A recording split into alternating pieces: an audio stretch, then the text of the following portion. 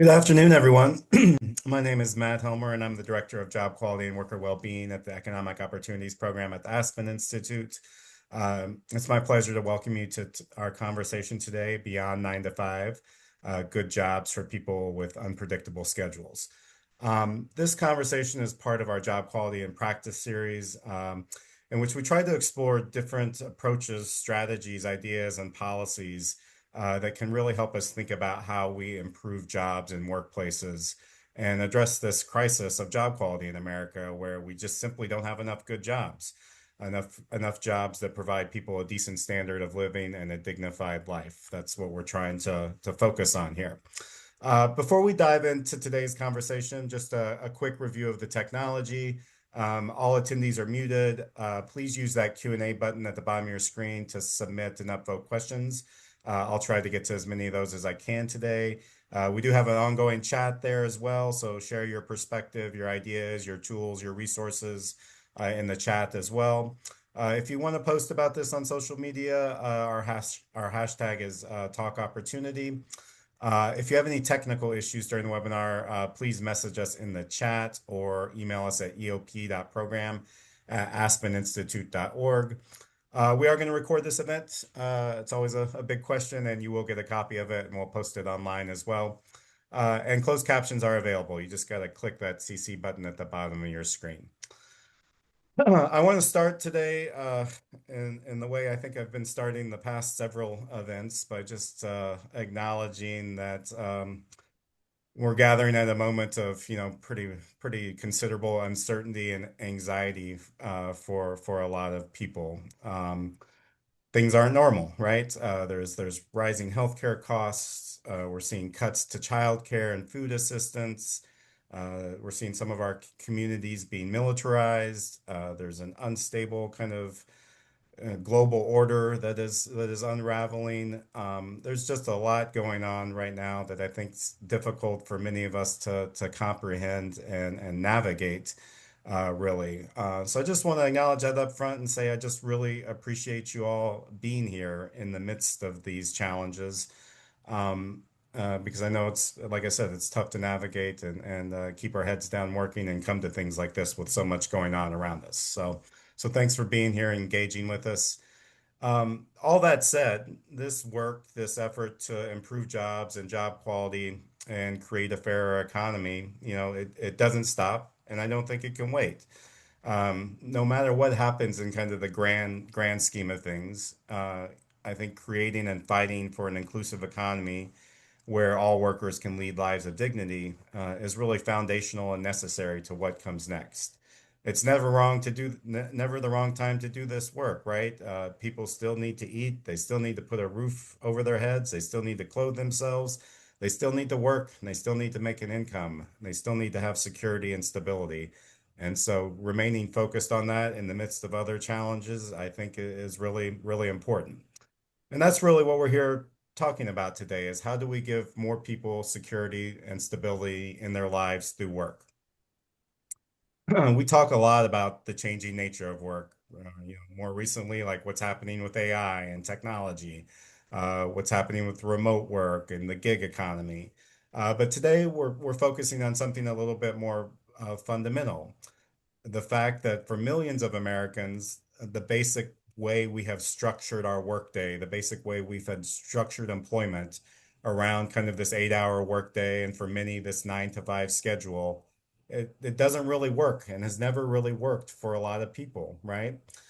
So, to set the stage for this conversation, I want us to think about who we're talking about here, right? It's the single parent that's juggling childcare pickups and drop-offs. It's the parents that are maybe taking care of a child with a disability. We're thinking about people that have a chronic health condition that kind of flares up in an unpredictable way. The community college students who are, trying to finish their credential, but they're also trying to earn income to support themselves. The adults that are caring for an aging parent whose needs don't really follow a predictable schedule. The people who are already working full-time jobs and those jobs aren't enough and they need to earn more and find other ways of bringing in income. And for some, the people who don't know where they're going to sleep each night, where they're going to lay their head, and all the unpredictability that comes with that. So in this context, we're not really talking about the employers and businesses and the unpredictable schedules that often come with work. We're talking about the unpredictable schedules and availability that people have because their lives are complex and there's different types of priorities and things that they're seeking to address alongside work. So really the fundamental question is, how do we give workers more flexibility that also are good jobs? Um, uh, I think um, and that's to say, folks obviously still need to work. They need income, they need pathways to economic security. But I think often what we see is that the jobs that promise flexibility, excuse me, what we too often find with some of the app-based platforms and some of the gig economy jobs is that they've become synonymous with low wages and no benefits and very little mobility or protection. So in some ways, we've created this system that says it's really flexible for workers, but in fact, it can be really exploitative, right? And I think that's a false choice and one we need to reject. So the question our panelists are gonna discuss today is really how do we build good jobs, jobs with decent pay, stability, dignity, opportunity for advancement that can also kind of meet people where they're at and accommodate the real constraints and unpredictability that many workers face in their lives. So we have a wonderful panel today that's going to look at a range of different kind of strategies. We're probably not going to cover the all of the strategies that exist around this issue, but we're going to hit on a few, as well as some key policy areas that might be able to help us address this issue. So it's my great pleasure to welcome our panel to this conversation, and I'm going to introduce them at this point and get this conversation rolling. So we have Marcy Chong. Marcy is the State Power Director, the Gig Economy Campaign Director at Service Employees International Union. We have Minsun Ji, who's the Executive Director of the Rocky Mountain Employee Ownership Center, as well as the Executive Director of the Drivers Cooperative in Colorado. Wingham Rowan, who's the Project Director at Beyond Jobs, and Nick Schultz, the former executive director of Pacific Gateway Workforce Investment Network, who was the operator of a pilot project that he's going to discuss today around helping support workers through the workforce system that have some of these needs for flexibility. So I'd like to start the conversation by having you all just kind of introduce yourself a little bit, your organization, and a little bit about what brings you to this discussion. So Wingham, let's start with you. Part of the reason we've assembled this conversation is based on some of the work that you did in the UK starting, I think, more than a decade ago. So talk to us about kind of the worker experiences that brought you to this issue and some of your work and experience and from the UK and reflect on that a bit as we start the discussion. Yeah, sure. Thanks, Matt. Very good to see everyone virtually. So, yeah, I led British government programs that recognized huge numbers of adults need work but can't take a regular hours job, full or part-time. And the British government wanted a systemic solution to this, and we learnt a lot on the journey. But the first point I'd like to make is we've learnt to avoid handles like gig worker and involuntary partially employed and day labor and so on. We're talking about all these people. So we invite you to look at your regional labor market at high level in two broad pools. On one side, you've got people like I suspect most of us on this call who are lucky enough to have regular availability for employment. In the other, you've got what we call people with complex lives. The people Matt was referring to have to work around all sorts of chopping and changing life circumstances. There's a real data deficit about these people. There's all sorts of different definitions.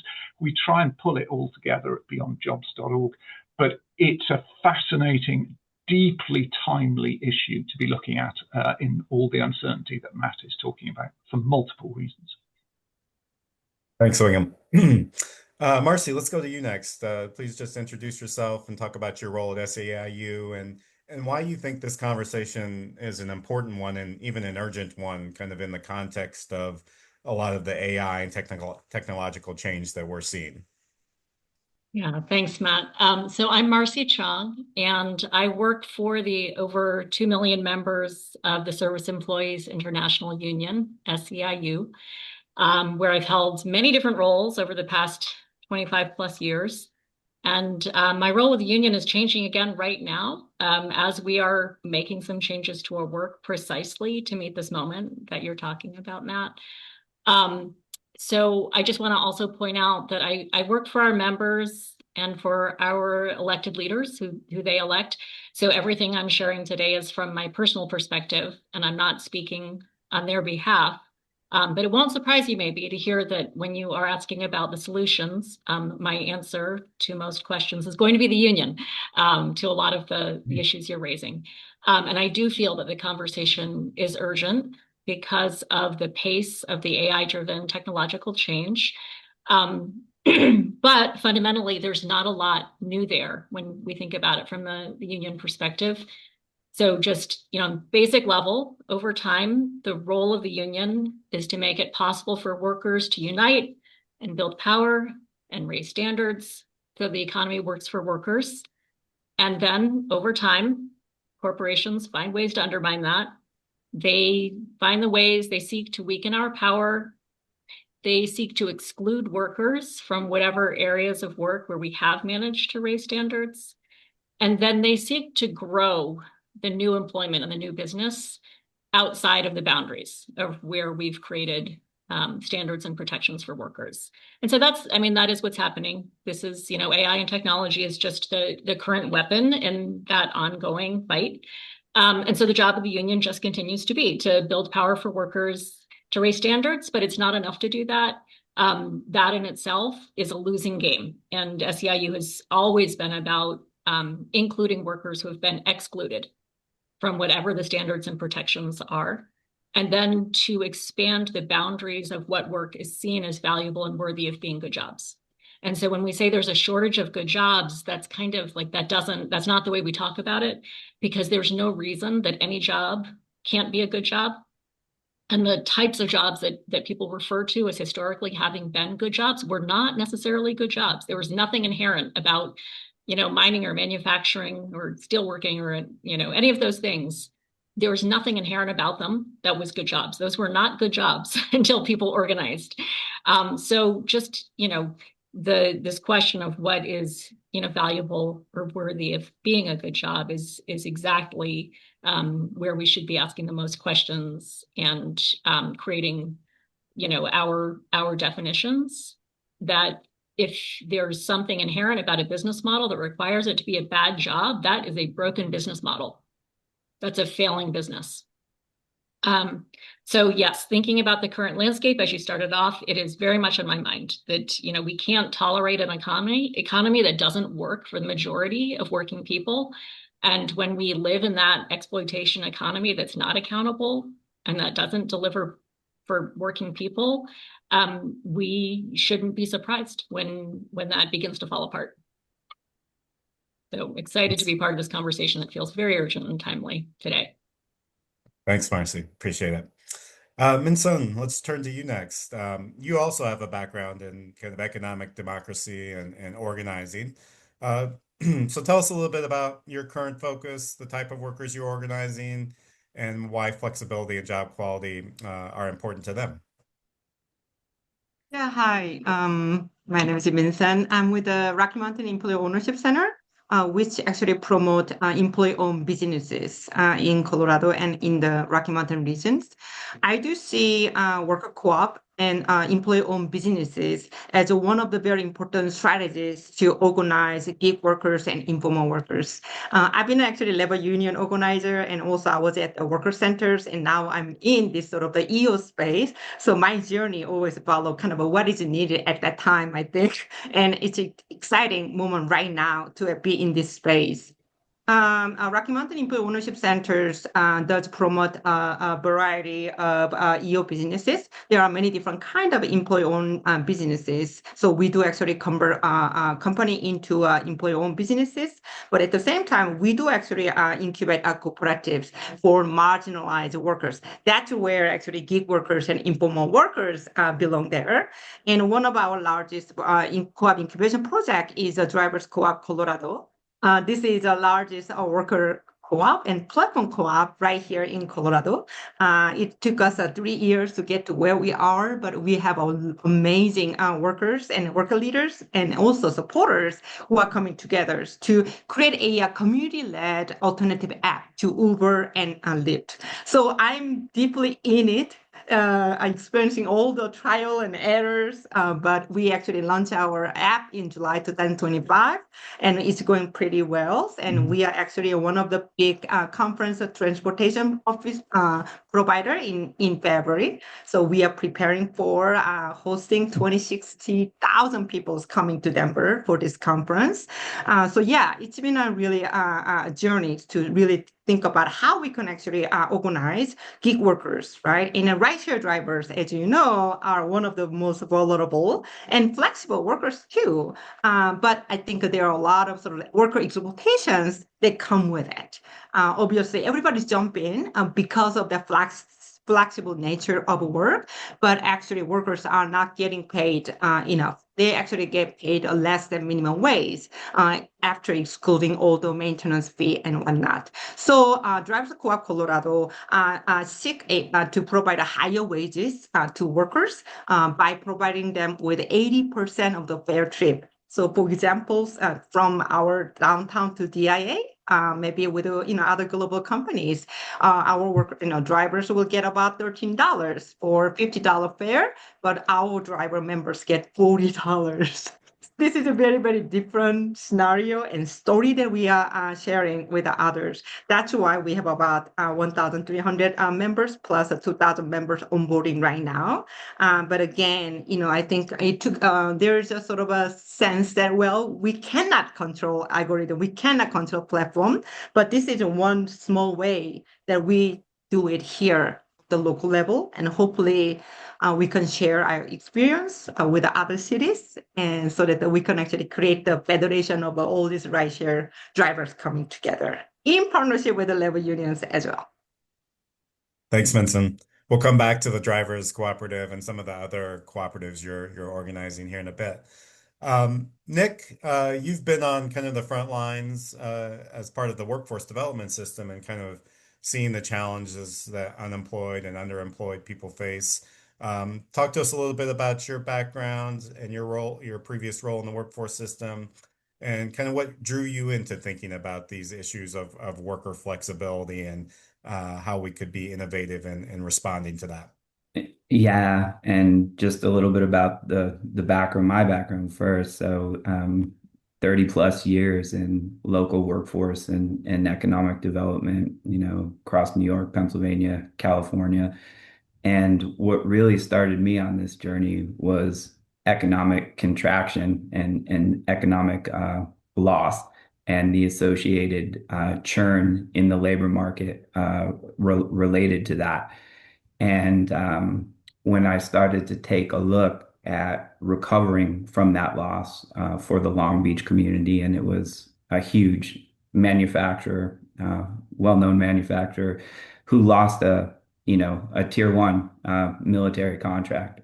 So the thousands at the production plant and the supply chain for that industry giant was severely impacted. And when I thought about building back from an inclusive economic development standpoint, I realized there was a big part of our labor market and labor force who just weren't in the conversation at all.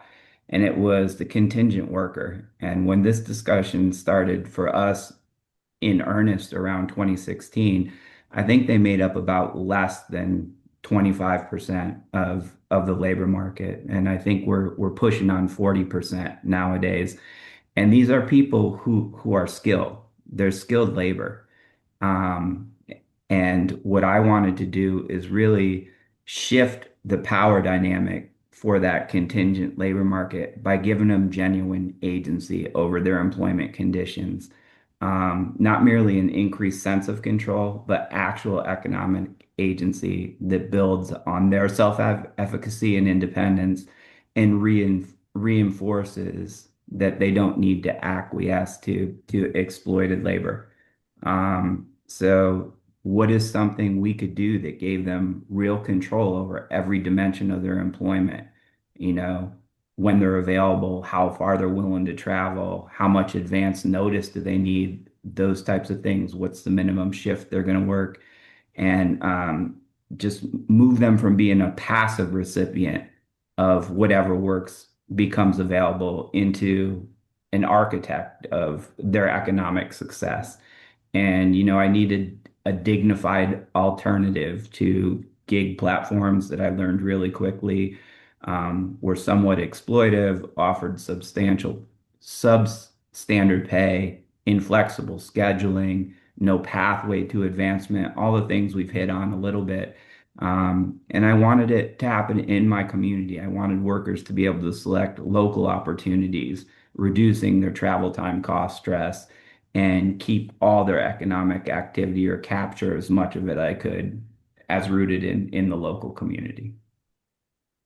So Nick, just staying with you for a second, this hasn't traditionally been a population of workers that the workforce system has been able to serve or has been able to serve effectively, at least. And I wonder if you could talk a little bit just around the challenges of the workforce system and being able to do that and some of the things you started to tweak or redesign that would allow you to do that. Yeah, I think the challenge for the workforce system is performance metrics, right? The public system or people allow themselves to be challenged by those performance metrics, which I'm going to call a false choice at this point in time, right? To say full-time employment is the only alternative to success would be like telling the company, they would have to buy more ads in the yellow pages to prove, that they were advertising, right? And Google already won, so things have shifted, and we have to realize that as workforce development professionals and begin to see ourselves as a total solution for employers, meaning be able to connect them to pipelines of folks who wouldn't normally come through traditional systems. And, I can go further into how the public system is there to provide a transformative benefit for contingent workers, just like any worker who needs help with navigating the signals and cues of the labor market, or could kind of shift to focus on some of the strategic benefits to employers that we saw by exposing them again to a market that just traditionally wasn't accessed by any public system or really any community group serving the larger labor force. Thanks, Nick. Yeah, we'll come back in a little bit to like how you made all this work. Minsun, I want to return to you just for a second. And Nick was starting to go here a little bit with kind of understanding more these app-based platforms and their promises of flexibility and good work and kind of where that falls short, right? So help dispel some of that narrative that we hear from app-based platforms about what they're providing and what they actually provide, particularly around like the ride-sharing apps, because I think I want to contrast that a little bit with what you do at the Drivers Cooperative. But maybe a good place to start is understanding these ride-sharing apps and how they really don't deliver on what they say they're delivering from a worker standpoint. A lot of peoples become rideshare drivers because of flexibility, right? Some of them are students and some of them are immigrants, new immigrants. And anybody can actually join rideshare drivers app pretty quickly. And, I need to pick up my kids at 3 p.m. That's why I joined to become, Uber driver or Lyft drivers. So that actually flexibility, I do believe, is really, really critical. And I think that people love that flexibility. I can only drive in the morning. I can only drive in the afternoon and evening. That is actually a good promise that actually, everybody kind of, join. However, I think that over time, what we are realizing is that algorithm and the platform start controlling how you work and how many hours you should work. And all of those arrangements get controlled by these algorithms, which is actually scary. And that's when actually this become a social problems because a lot of the rideshare companies sell that flexibility as a reason to attract all these rideshare drivers to workforce. However, they are not actually fulfilling the promise because actually once you are working as rideshare drivers, you actually have to follow a lot of different hidden rules, right? If you actually don't work certain hours, your acceptance rate or your rating goes down. So if you want to keep the really good rating, then you must be behaving certain ways. For example, so one company said you have to pick a ride at least 75 to 85% of any kinds of ride requests. It doesn't matter how far that person is. If you do so, then we'll bump you up to the next level of whatever the rating that you will get. A lot of workers fall into that and they want to get the best rating. However, with the time, actually that become a trap because this is how they get actually control. Cancellation rate is another way. Always people are worried about all this rating and numbers and statistics that they see it on the app. And I think that this is how actually this sort of the platform economy becomes sort of the invisible management system that actually exploit workers, right? We don't actually have any actual person or boss or, even this global rideshare company even remove the actual office. So there's no way for workers to complain about why they get deactivated. Sometimes if you don't behave a certain ways, then you get actually deactivated very quickly without getting answers from these offices. So that's when actually dehumanization happens, right? We are all here to actually look for better job.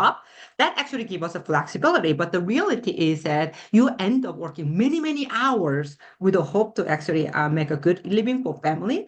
But the wage is not good. It is actually some minimum wage that you actually have to get. So by actually shifting the responsibility from being the boss and employers to workers, so now these rideshare drivers as independent contractors have to carry all of those expenses. So that's why I think that we have to really look at how actually this kind of platform economy, especially web-based app, like rideshare app, actually exploit workers. And that's why actually drivers co-op emerge because we come with a different purposes and a mission. And we are not actually don't have an app that actually control workers like other rideshare companies, other than giving them a better working place plus higher wages. So, but I think that this is a very scary part of how actually we are going to face this kind of economic system. Right.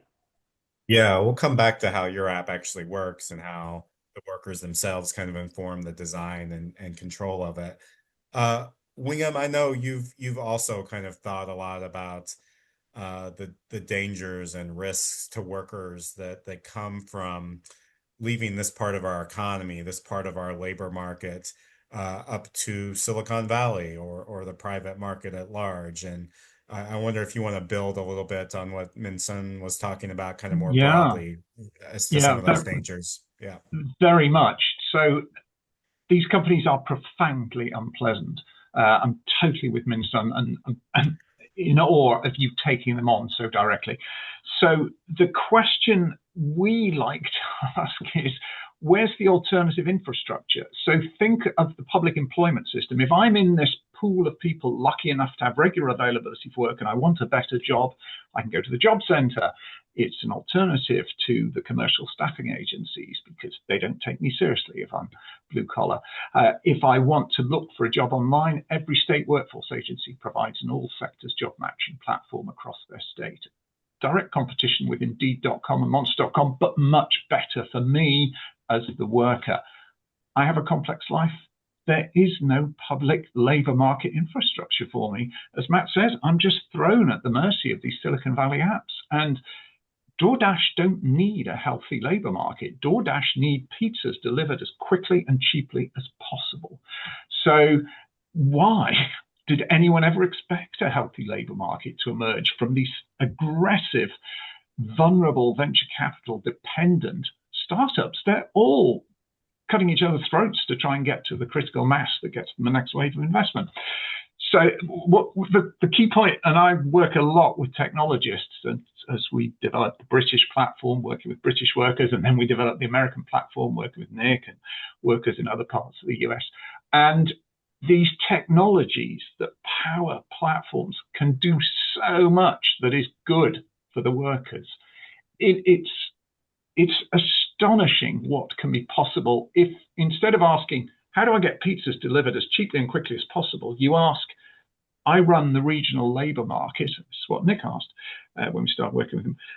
I'm responsible for the local labour market and economic growth.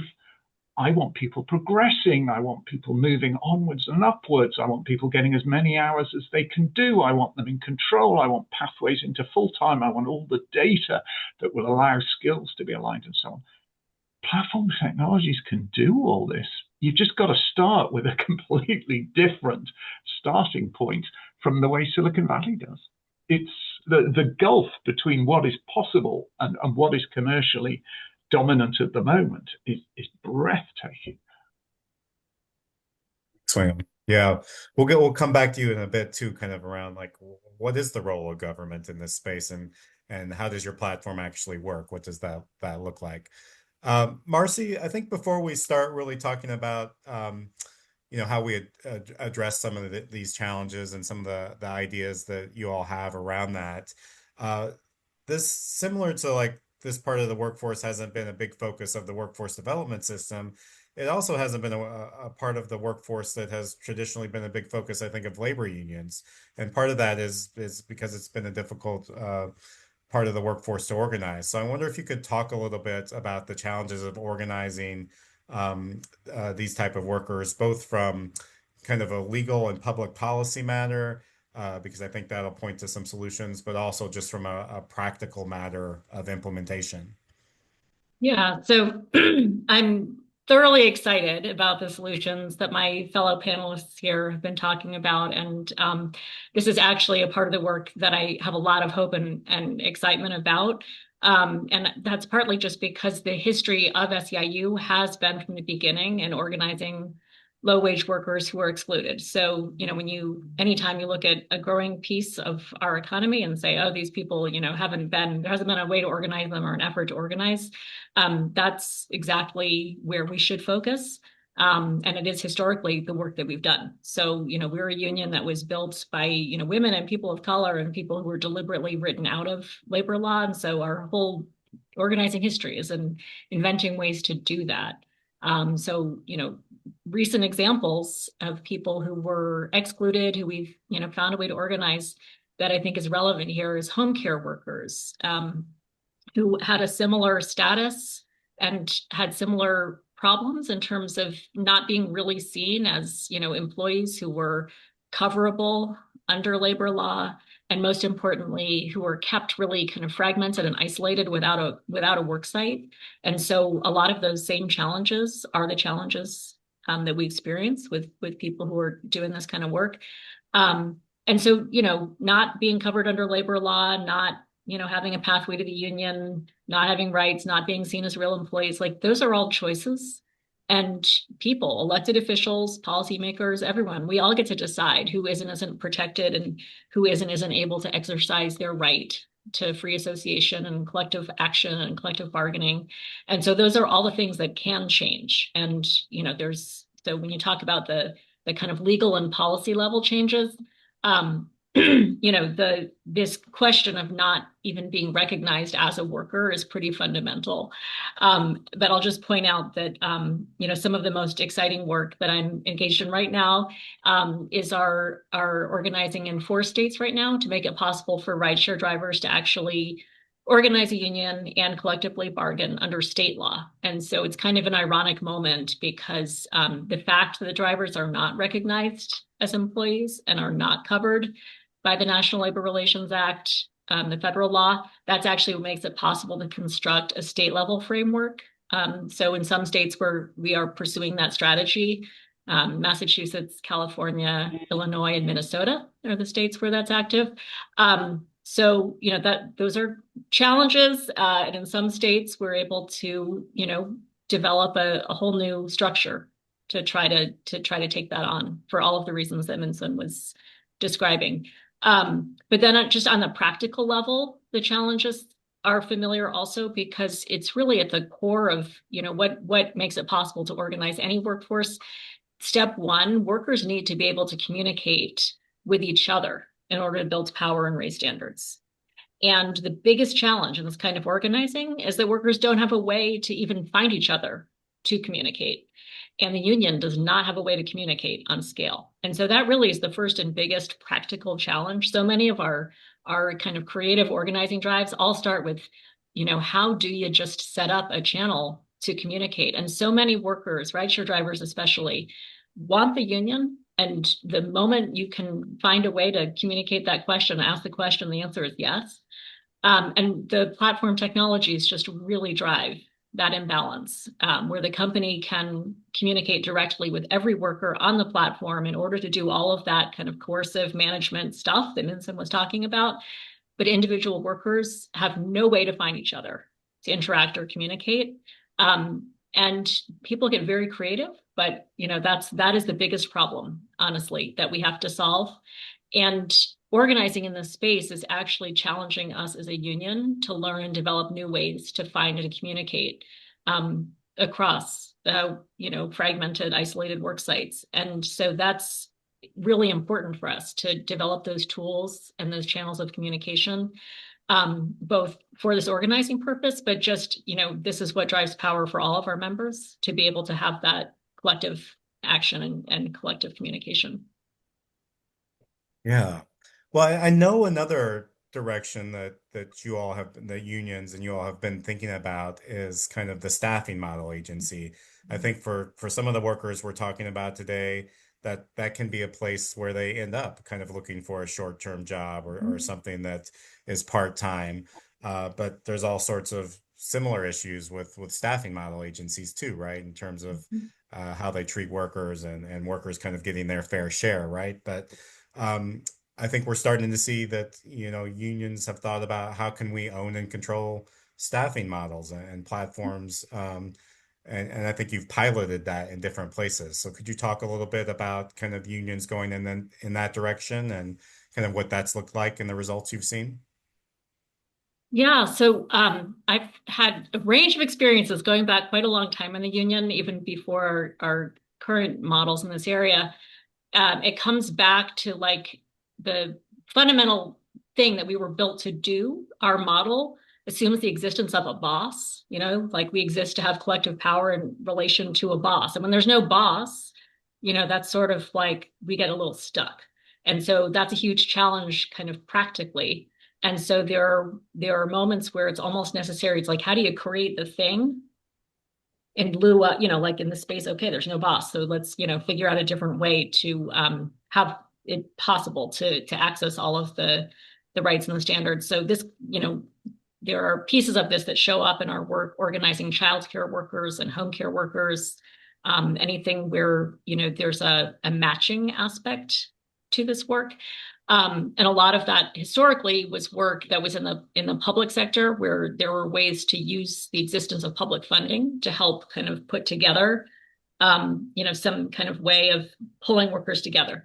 That leaves out everybody in the private sector, right? So the most current example from my work, and this is actually where Wingham and I first crossed paths, for me, it was looking at our work happening in stadiums and arenas. So in many cities, we have members who work in these stadiums. We've managed to bargain contracts, raise standards, and then, historically, we would consider that a win. We represent these workers, and it's a success. But then when you look at it more closely, there's actually a very small number of full-time permanent workers that we represent, and thousands of workers who are just completely excluded. And it's the nature of the work. It's seasonal, it's temporary, it's contingent, just an endless series of shifts to fill. And in many cities, it's one community, one workforce showing up and kind of, making the rounds of these seasonal, the stadium landscape, which, by the way, is a landscape where huge amount of public subsidy and investment, huge amount of money being made, an area where there is no reason why these cannot be good jobs. So the goal was to help support the creation of a platform or a system to make it possible to kind of knit together all of that work and make it visible and be able to set standards and make it good work. So we have a pilot in Minneapolis that has recently gotten off the ground, and where we benefited a lot from collaborative conversations with Wingham and looking at other cities to do similar work. And then probably farther along in the evolution, there's a project I'm not directly involved in, but our Canadian healthcare local established Workers First, which is an alternative to a traditional nurse temporary staffing agency. And so it's just, looking very practically, here is our workforce of SEIU members who would like to fill these shifts and have access to these shifts that would otherwise be going out to, for-profit temp agencies. The way inside the union we described as a digital hiring hall. It tracks back to, a very old, very familiar model that involved like the physical hiring hall, and it's creating a digital hiring hall. So taking advantage of that, matching technology. And, that it's a fantastic model. It's gotten support from the province of Ontario. It's adding nursing homes onto the platform. And there's just, a lot of great reasons why this works for workers, but also works for the healthcare system as a whole. There's a lot that can go wrong with for-profit temporary staffing agencies that can be solved, both for the workers, but also for the healthcare system, and having a system like that. Is that a model in Canada that they've scaled? Do you see opportunities to kind of scale that at a state or national level? Yeah, I mean, I think it's growing, and you can see a lot of reasons why it can and should outcompete the for-profit staffing agency model. Yeah. Yeah. I just throw in a very quick point, Matt, building on what Marcy was saying. In my experience, people often underestimate the clout the good guys in the labour market can have in this space. So from the research Nick and I did around City of Long Beach, if you look at the spending of, to take one example, City Hall on parks and rec labour in the summer months, $8 to $10 million a year. You look at the childcare, you go out to look at the stadiums, we mentioned convention centres and so on. It's a huge spend on flexible labour by what I'm loosely calling the good guys, the educators coming through the unions, the people who really care about workers, who just want a balanced labour market rather than how do I just get these people to be cogs in my machine. And what I find disheartening, and we talk to an awful lot of cities and states around the US, is there's often no strategic view for this part of their procurement. They will think very carefully. They'll get a big infrastructure project and they'll think about how to create all these quality jobs, the robotics engineers, the architects, the city planners. And then we come along and say, well, what about the people who are going to drive the shuttle buses, the security guards, the receptionists, the landscaping crews, and so on? Oh, well, we just outsourced it to a temp agency because they were cheap.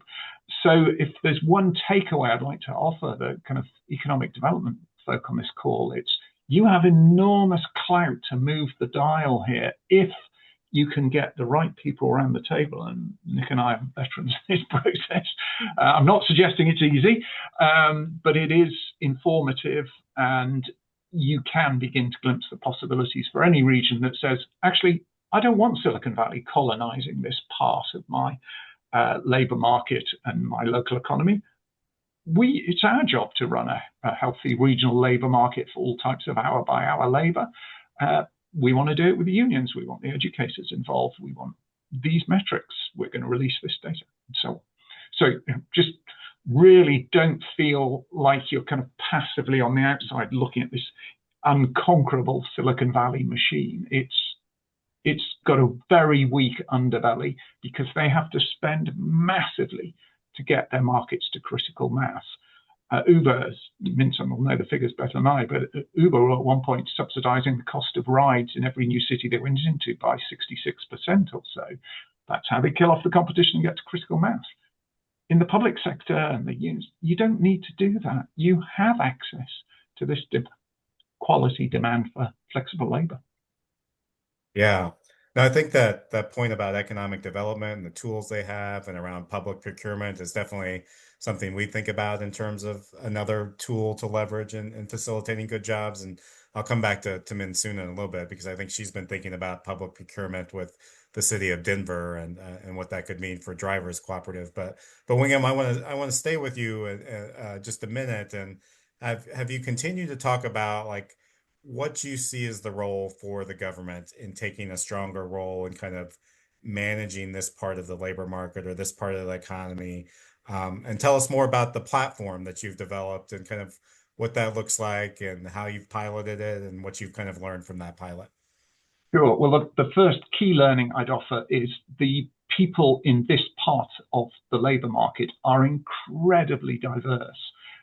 And I've spent a lot of time with them. They're often very resourceful because they're often battling the system to get care for their disabled kid, to get work despite all the medical issues they face, and so on. So you really want these people in your economy if you're the governor or the mayor. And what you have to come to some key themes because in conversations, somebody wants progression, someone else wants more control over their hours, somebody else needs steps to semi-regularity and paths into full-time. So broadly, the platform we developed is called Good Flexi. It's now non-profit now for open sourcing, but it's fundamentally about you start with protections. Everyone's W-2. It's hugely complex to make people who are working an hour here, maybe working an hour there, somewhere else, W-2. It can be done. These platform technologies can absolutely do it. You want granularity of digital badging. I may be working as a pizza delivery person because I need flexibility, but hey, you know what? I learned cooking in school. I'm good at gardening. I've got experience of childcare. I've been trained how to use a pallet loader. I can act as a Spanish interpreter. You want all those skills, all that potential in the market seamlessly. And the way you do that is with very granular digital badging. There's all sorts of attributes that workers in the flexible hour-by-hour labor market have that can be monetized. So in Long Beach, we discovered that there's a real demand for hospitality workers who don't get seasick because there's a big marine economy. There's shuttle boats, there's ferry boats, there's party boats, and they all need hospitality workers. But if you get seasick, you're wasting everyone's time. So you just set up a digital badge. I am happy to work on boats. And each person has, their own unique portfolio of digital badges. And that's the beginnings of how you start monetizing and unlocking potential. You have to have buyers of labor. I have to use the term employer very carefully because we have an employer layer. But you have to get competition going between the buyers of labor. So at the moment, most of these Silicon Valley apps are monopsonies. So we've talked a lot about the gig work apps. In my view, even more insidious are the workforce scheduling tools, systems like WC8, which are marketed to corporates with slogans like manage your workforce without limits. We don't know how these things are configured, but we do know they are entirely capable of calling employees in and sending them home hour by hour according to strict ratios, which are all about cutting labor costs for the buyer. So you have to have competition. You have to make that meaningful by having all sorts of data, and you want the whole thing under regional control. You don't want us running it. You want an accountable local body running it, which is why the public workforce system is very interesting, because the people who run it are accountable to mayors and governors, so they can be voted out. So it is just this different model. We have videos online showing the platform in action, but the point I would keep coming back to is diversity. I think the phrase gig work does people a terrible disservice. It implies people who are just have no potential beyond cycling around with a box on their back, and the opposite is true. Each of these individuals has extraordinary potential, unique aspirations, and it's not just about necessarily being a counterweight to the really bad, toxic Silicon Valley model. It's saying, wow, what do we as a region want for this valuable part of our population? And you come up with that, you get a labour market going because you have the clout and the leverage to start a much bigger multi-sector labour market for all types of hour-by-hour labour. Sorry, did I get my high horse there? I'm good. talking If to a people lot want of to check people out who the just platform, think where do they it's go? all about traditional jobs. Wingham, if people want to check out the platform and kind of learn more, where do they go? I'll put it in the chat now. Perfect. Thank you. So Nick, turning to you next. You've piloted this platform that Wingham has developed. So tell us a little bit about how that platform worked, but also kind of all the work that needed to be done in kind of shaping the market in your community, in business engagement, and whatnot, so that it could really deliver the outcomes that the workers that were showing up at your door wanted. And also kind of the supports you needed to build in to make that happen for those folks. Yeah, that's a lot to unpack, but Yeah, I'll you try got to some take time. it. I'll try to take it little by little. But first of all, I think you asked a question earlier to one of the other panelists about scale. So the reason that I landed with Wigham's platform, or it became particularly appealing in the solution I wanted to pursue, was because of the opportunity to scale and scale quickly. And the previous work in Britain had proven that.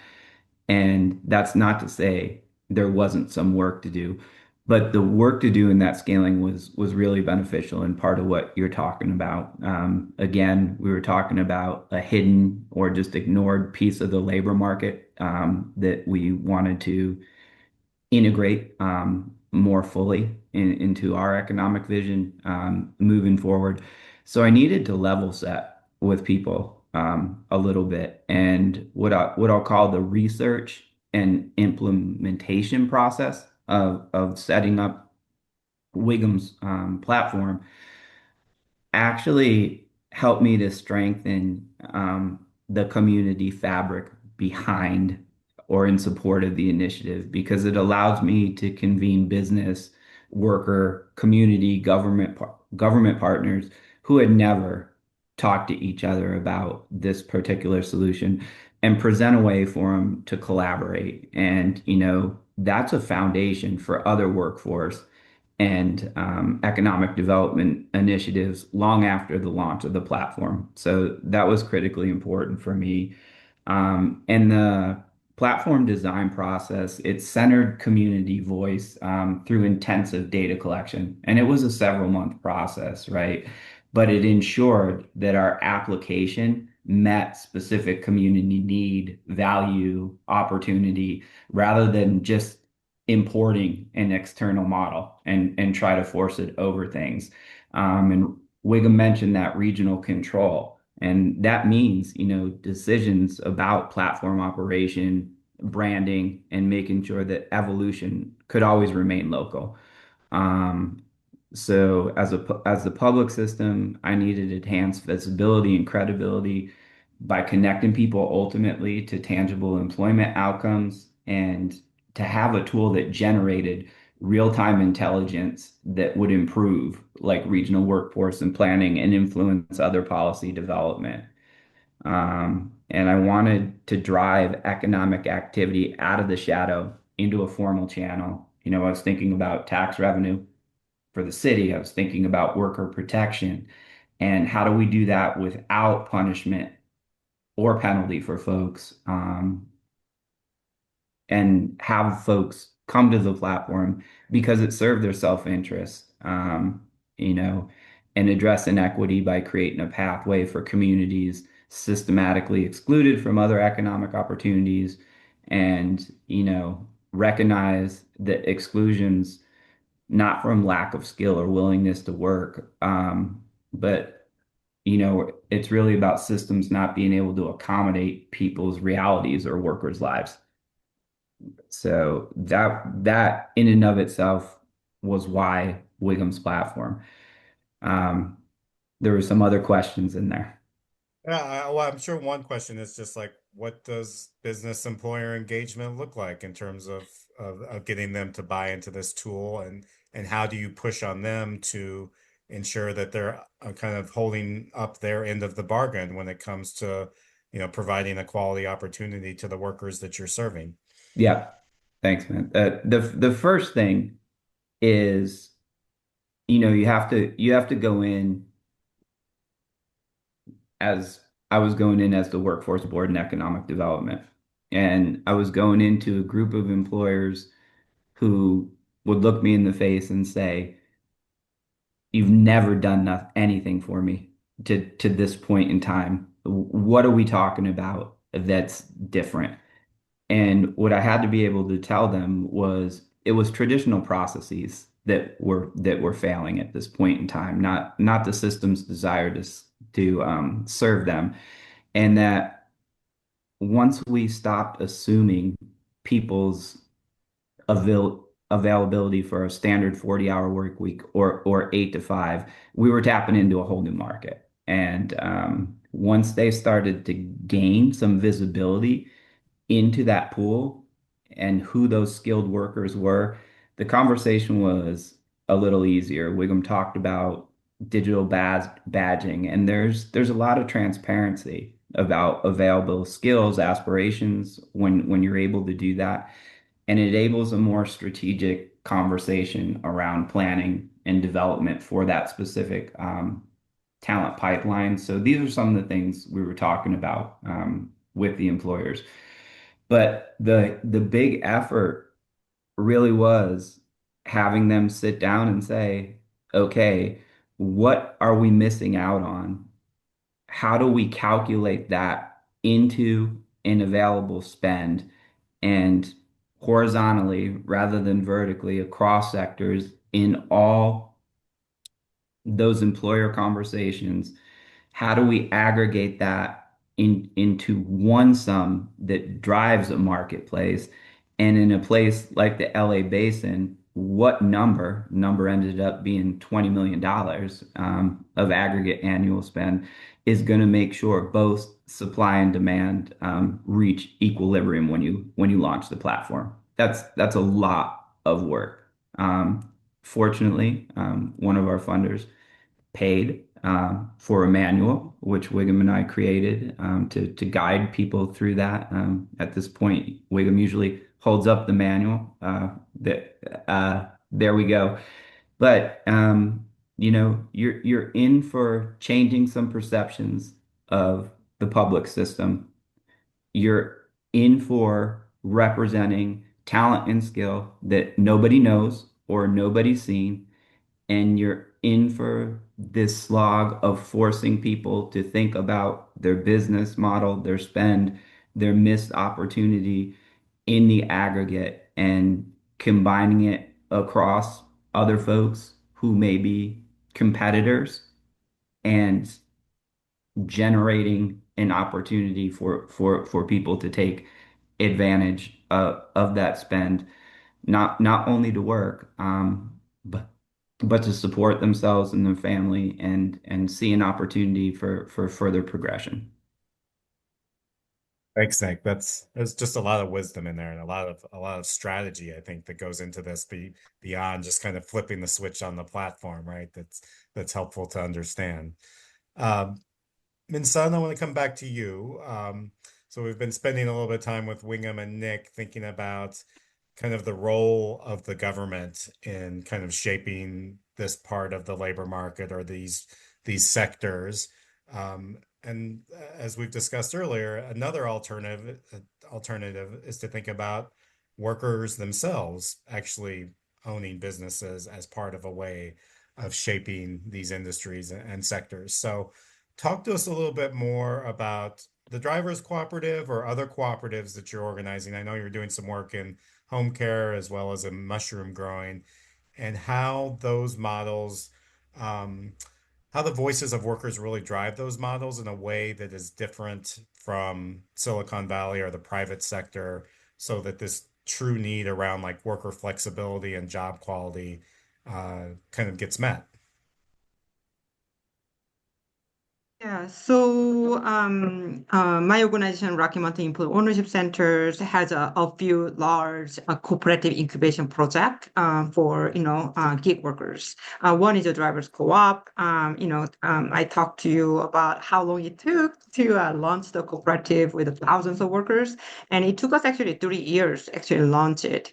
And you talk about sort of the role of the government, and this is how actually the non-profit organizations, community organizations step up to support these gig workers, right? So that's one factor why we actually are still here in this space, because there was a supporting organization, civil society organization that actually support these rideshare drivers. That also apply to mushroom workers. These are the immigrants from Guatemala who lost job. We used to actually have largest commercial mushroom farm in Alamosa in rural Colorado, and they lost a job. So the idea came from workers that we love to continue to grow mushrooms. That's how actually we start in also supporting them, right? With a goal that this will grow to include hundreds of the immigrant workforce in rural Colorado. So that's going really well. And the third is actually the home care cooperatives.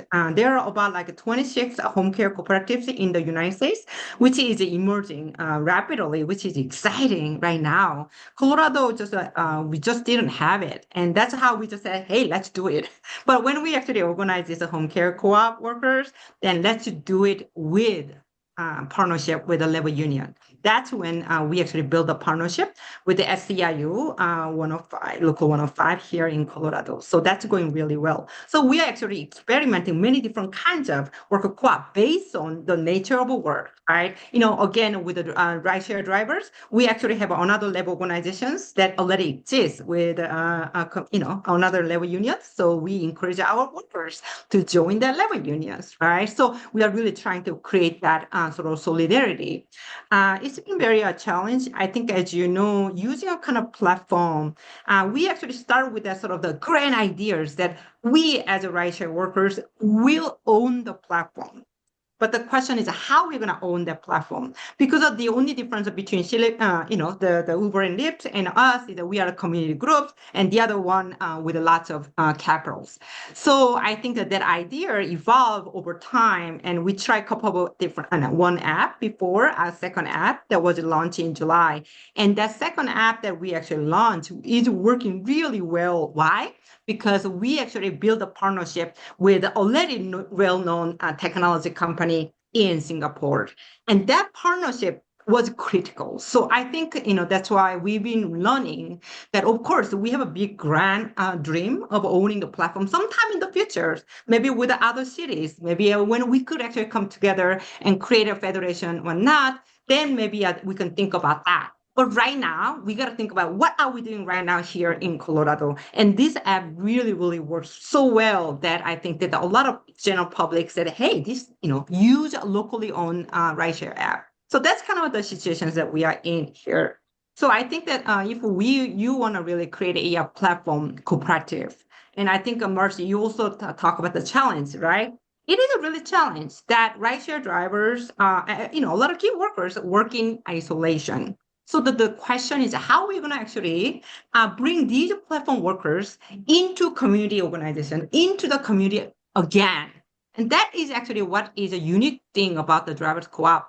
Actually, I have this meeting right now. We have a board meeting happening right now next door, and drivers are sitting together to talk about, all these affairs and, financial stuff. Because the workers feel that they feel very different. They actually tell me that, they feel very different because number one, actually, there is a space where we can come to talk about stuff. And this is just really gathering space of all these rideshare drivers who can come in and drink, coffee or whatnot. But this is the starting point for drivers to be connected to each other to create that. And I think that is a kind of a one thing that we focus on here. And that's been very powerful. Why? Because again, we are, we live in the platform economy. So again, everybody works in isolation, but still we as organizers, always my question is how are we going to bring that concept of a community, right? Even in this platform economy, right? So that is kind of where our focus is. And I think that that's why a lot of workers feel happier and more content. And because they think, oh, this is real, right? It's not scammer. Some still people think that, wow, what do you mean that locally owned rideshare is a scam or what? But it's real. It's really happening here. Why? Because there is a civil society organization such as RMUC to step up to raise $100 million for this project to make sure that our workers have voice. Right. And that's why I think that it's important for us to also think about the partnership with the labor unions and other civil society organizations and the government. So that's kind of where we are working on right now. Because when we actually get a lot of contract, it is actually the nonprofit organizations that serve the refugee, that serves the disabled. So we actually have a lot of partnership and a contract with those organizations. So the idea is that how we're going to actually really create a local economy that really works, where the money stay right here in the local economy, because that is kind of our challenge right now. But it's been amazing journey for me to learn to organize gig workers. I work with daily laborers, domestic workers from the place-based organizations in the past, and now I'm in this sort of the rideshare drivers. Like, what do you mean that we have a meeting? So again, we are dealing with a different type of gig workers, but the fundamental mission is the same. We give them the mission and also kind of a self-pride, right? Because again, I think that's kind of what workers co-op do right now in this economy. But at the same time, it could be a very small scales, whether that is home care workers, hundreds of workers, and then rideshare workers with thousands of workers, but we have to start somewhere. I think no matter what, we have to organize gig workers, so there are many different kind of models, labor unions, worker centers, and co-op. There are many different also new ideas of organizing. So I think it's very important to give that sense of ownership. Yeah, for sure. Thanks, Vincent. Well, I want to turn to a few audience questions, and some of these were pre-submitted ahead of time. I'm not sure I understand all of them, but I do want to get to some of them, and maybe you all can kind of comment on them a little bit. The first one is the person says, we're working on a transportation workforce research project. Can you talk a little bit more about split shifts and seniority-based scheduling? So I'm not sure if anyone wants to respond to that, or in general, Wingham, Nick, Minsun, if you just want to talk about how scheduling overall kind of works in your platforms. Well, Go ahead, Wingham. I saw you raise hand. Yeah, sure. So split shifts and shift swapping are sort of downstream semi-worker empowerment tools. So what happens typically is the company that runs a monopoly labor market, one buyer and there's hundreds of workers, will set a schedule. Wednesday next week, I need 100 pick and pack people, 20 pallet loaders, and 3 forklift drivers. And then the downstream, you allow the workers, so both Marcy and I are forklift drivers, and I say, well, I don't want to work Wednesday when I'm assigned. I'd rather do Thursday. Can we swap? And split shift is, I might say to Minsun, well, how about I do the morning on Wednesday, but I need to take my kid to the doctor, so could you do Wednesday afternoon? And this is sometimes perceived as worker flexibility. It's better than just, this is the hours you're working next Wednesday, which is the way an awful lot of these companies work. But you really want what we call two-way scheduling, where I say, well, these are the hours I can work today, tomorrow, weeks ahead, based on all the things going on in my life. The company says, this is the schedule I need. And the platform starts saying, well, given your parameters, the best way of filling that schedule is actually you need Marcy, Wingham, Minsun, and Nick. across Monday and Tuesday next week. They're all approved. They're all part of you. But we're using their inputs, their parameters of minimum shift length, travel distance, and so on. So there's all sorts of things that are possible. But yeah, if I may just share our learning, please don't read split shifts and shift swapping and so on as worker flexibility, that it's a step in that direction, but there is this vast population that can wake up in the morning and they don't know if they can work today. Depends if my back pain goes away by lunchtime. Depends if my kid stays at school and doesn't have a fit today. And these are the people who are falling down the gaps everywhere, based on what we see. Thanks, Wingham. Marcy, a question from you in the chat. Can you speak to the ongoing contract campaign by Starbucks Workers United as an example of how service workers are fighting for greater stability without trading off the flexibility to work part-time hours and non-standard shifts? Yeah, so this is an epic battle that continues, and I feel like there are a lot of things to unpack that are relevant for this work, but I just think this point that was touched on a moment ago, where this touches exactly what Wayne was just talking about with scheduling. This is an area where, the Starbucks workers are part of the experience of fast food workers in general, where what gets, positioned initially as flexibility. You can control your timing, you can earn extra income somehow on the side. It's something you can do in your spare time or around the edges of, being a student or a parent or whatever else it is. Somehow the end result always ends up that the risk and the instability gets shifted onto the humans, and the owners or the platforms are in the position of reaping benefits and shedding responsibilities. And what is, kind of headlined as flexibility is really about having unilateral control to exquisitely manage to demand, so that as the human, you're always on call, but never certain about what level of earnings or hours you'll have, or when you will be summoned up to work, and how do you take back that power? And so obviously, a huge part of what is the desire of a contract with Starbucks is to have control and input and fairness built into scheduling.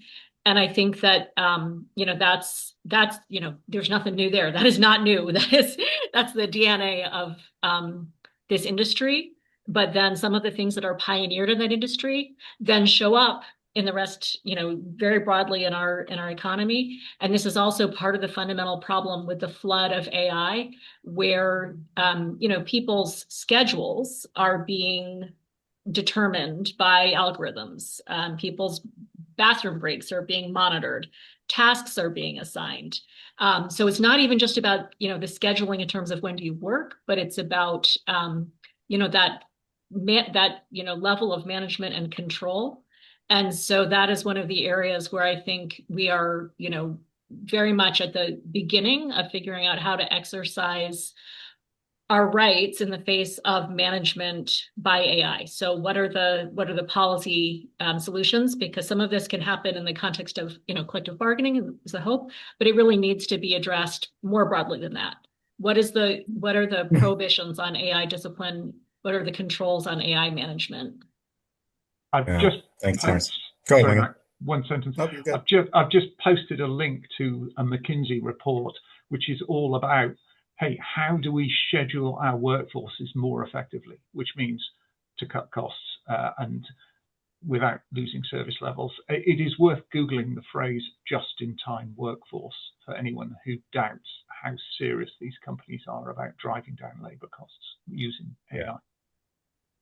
Well, I want to give you all maybe just 30 seconds to each share like a final takeaway or a final piece of advice or something you kind of want to leave the audience with. There was a last question that showed up in the chat around like, what does the future hold? Like, is this just going to become an ever-growing problem and we need to think about continuing to scale all the solutions you've offered today. So that may be something to respond to, but I want to give you all maybe 30 seconds each to just leave the audience with a final word. And maybe Minsun, I'll start with you.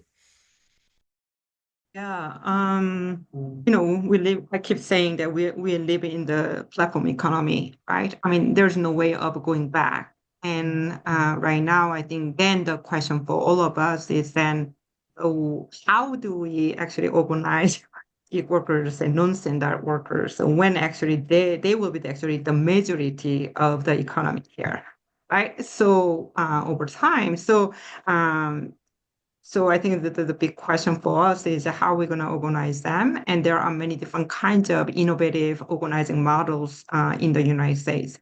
And my commitment on the personal level is to organize more workers, more gig workers and informal workers. And it doesn't matter what kinds of organizing models. I think the workers have to be organized. And, whether that is a co-op, whether that is a union, whether that is. So I think that will be, my commitments to where the economy is going right now. Whenever I look at the sort of the platform cooperative, I think I realize how hard it is to actually raise capitals to even launch any kinds of platform. So I think as a whole community groups, our challenge is that how do we actually come up with that capital? Wouldn't that be nice that actually capital is not the problem for us and we just need to do work and just to organize, but the reality is not there. So I think that's why I keep coming back to the role of the governments in this era, that we have to tap into more supports from many different civil society organizations, and the government is one big piece of that puzzles that we have to utilize and build a partnership. So that's kind of where we are right now, trying to get more contract using the preferred procurement policy, so that instead of that the contract going to other big corporations, those contract will come back to the local economy and local groups. Right, whatever the platform economy each group use. I think that will be one strategy. So we are working really hard to organize the workers on the ground, but at the same time, we work really hard to create a new kind of policy, because that policy will really help us to stay here for the long run. Thanks, Minsun. Nick, final word from you? Yeah, I think just to kind of tie together some things. So, and talk specifically about our experience or my experience in Long Beach. So, the capital needed to establish a platform. Wingham's platform's been established, and it does some of the things we're talking about. It does level the playing field. It allows local businesses to compete for talent while allowing workers to maintain their flexibility. It provides a benefit to small and medium-sized employers who might make the wrong decision or a decision that further penalizes themselves or workers by getting hooked up with the wrong platform or algorithm. And then it really produces results for the worker. And I want to talk about a little bit about our pilot, that we were able to demonstrate both viability and impact, right? We had 928 contingent workers who participated around 100 employers. We generated $12.4 million of unsubsidized W-2 employment with full benefit and protection over the course of the year. Workers used the platform an average of 18 to 20 hours per week. They earned an average of $27.74 an hour. Travel distance from home to work averaged just 6.7 miles. And think about that in the Los Angeles area, we kept economic activity local, reduce worker costs, and there's an environmental impact associated with that as well that I can't quantify at this point. People got an average of 60 hours notice for shift opportunity, allowing them to plan effectively around their other life responsibilities. And the average worker is 37 years old, and that reflects the platform's appeal to workers in prime earning years who face the situation of having a complex life.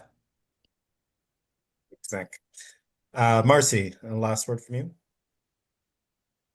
Yeah, just I was just reflecting on how exciting so many of these examples are, and the fact that examples we drew on, like California, Massachusetts, Illinois, Minnesota, Canada were the places I mentioned, that doesn't feel possibly as useful or accessible to a lot of the country, right, for obvious reasons. So I really wanted to think about policy solutions that are like more widely and immediately, like have some potential to be almost anywhere. And so just going back to something that Minsun talked about that I just find so important is just anything that makes it possible for workers to find and communicate with each other, because that's really step one of being able to exercise any of these rights or build power. And that can be something in terms of thinking about, is there what is the digital break room? What is the digital billboard? What is the thing that for people to be able to exercise their basic rights needs to be provided? Who could argue against that? But then in terms of her example of, having a break room where people are, physically present, in Minneapolis, a small recent victory was getting heated bathrooms for drivers in the airport waiting lot, and we're fighting for a dignified place for them to pray.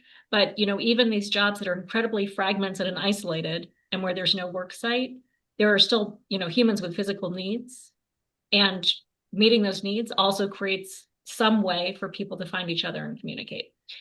Support for cooperatives, I can't, say enough about that. There are ways through tax policy and preferences for cooperatives when it comes to spending public dollars that are both great for workers and for unions, but also really rational and, in the interests of states who are trying to look at their state budgets. So the Colorado home care example is a great example of that, where it's not great for the state to have thousands of small unaccountable home care agencies. And so we have great hopes that this home care cooperative agency will outcompete and continue to grow.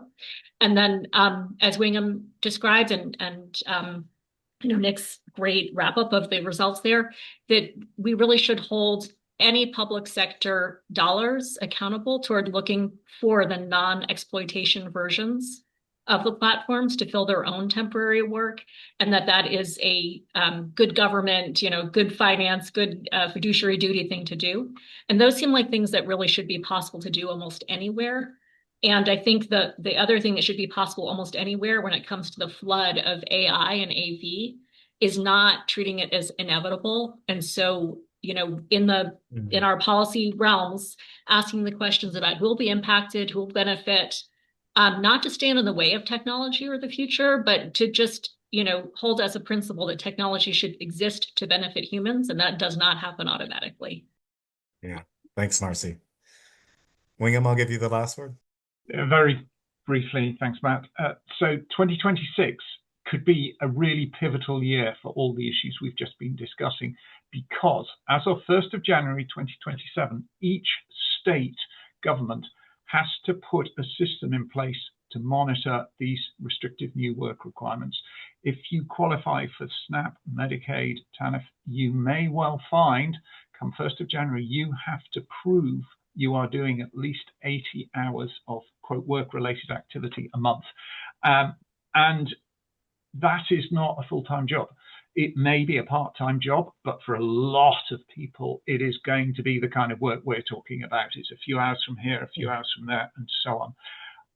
Personally, I find it offensive that state governments would spend on surveilling this already vulnerable workforce to say, hey, we're just throwing you at the mercy of these apps and the shadow economy, go off and do their labor. And then you've got to produce paperwork to show you're doing it to get basic healthcare and so on.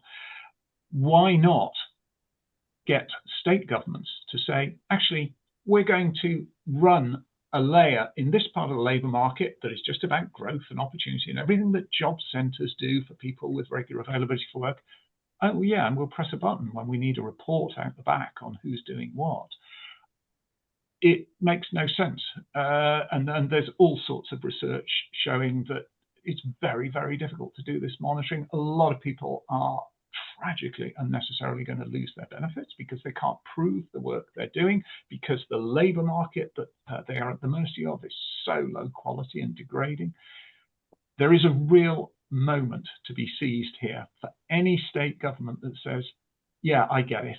I've got to think beyond jobs to this new world of the reality of employment. I'm going to meet my residents where they are, rather than I'm going to try and force them into these pigeonholes. And if they're unlucky enough not to fit, I'm just going to expend heavily on trying to make them prove that they're doing useful stuff in this shambolic economy I'm leaving them to. The ineffectiveness and the waste and the cruelty of work requirements is a conversation for another time, for sure. Nick, Wingham, Minsun, Marcy, thank you all so much for this conversation, for staying an extra 10 minutes, but I got a lot out of those 10 minutes, and I think our audience did too. Just so appreciate all the work that you all have done and continue to do. Thanks to our audience again for coming to this important conversation and engaging in it. Thanks to my team at Aspen, Nora, Francis, Tony, Maureen, and others for helping put this event together as well. Join us for our next event on February 19th, Building New Narratives for Work and Opportunity in the U.S. South.